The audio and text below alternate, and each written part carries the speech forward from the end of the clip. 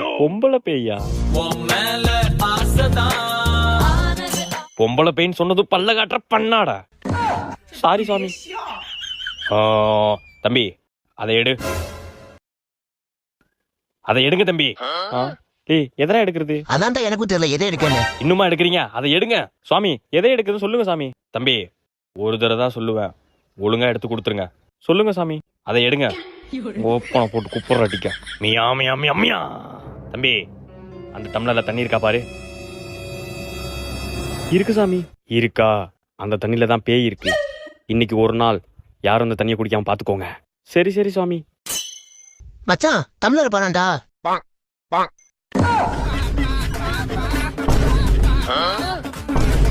என்னடா சாமி? சாமிங்கடா. யோ ஆயோ லே ஓடிடா லே.